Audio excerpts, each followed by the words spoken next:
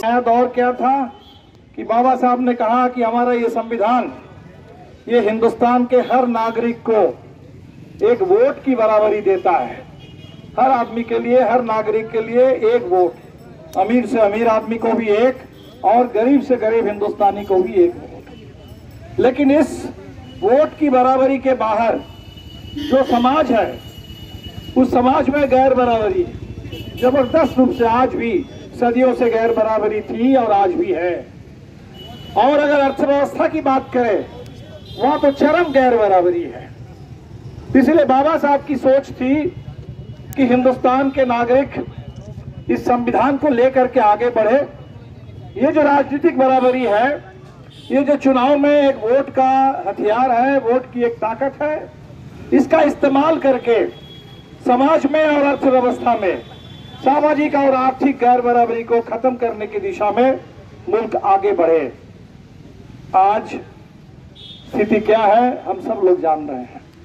बाबा साहब ने इसीलिए ये बात भी कही थी कि संविधान अपने आप में चाहे कितना भी अच्छा हो, कितना भी अच्छा दस्तावेज हो, कितने भी अधिकारों की बात की जाए, सवाल है कि वो संविधान चलाने वाला कौन है, किसके हाथ में है वो संविधान।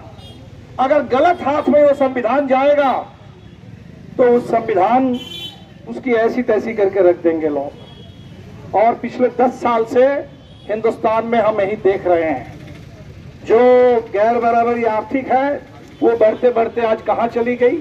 1% लोगों के हाथ में, 1% लोगों के हाथ में पूरे देश की 22% आमदनी है और 40% से ज्यादा संपत्ति सिर्फ 1% के हाथ में। और जो नीचे के 90% हैं उनके पास आप देख रहे हैं कि ना तो कोई संपत्ति है और ना कोई आमदनी है।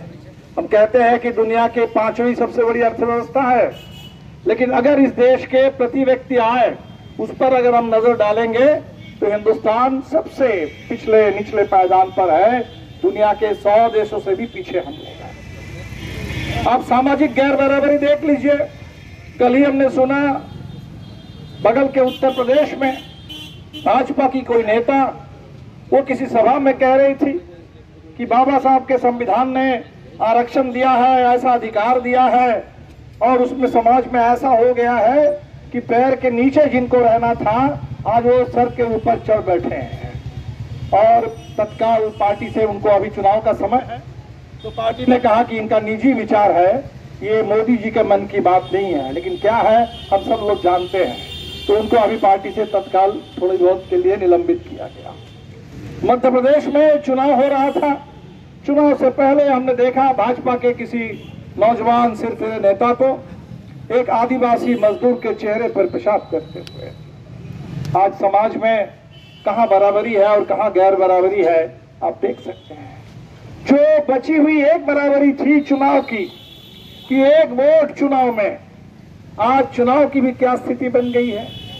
चुनाव आयोग, सुप्रीम कोर्ट ने कहा था कि चुनाव आयोग की नियुक्ति कैसे होगी, उसको बदल करके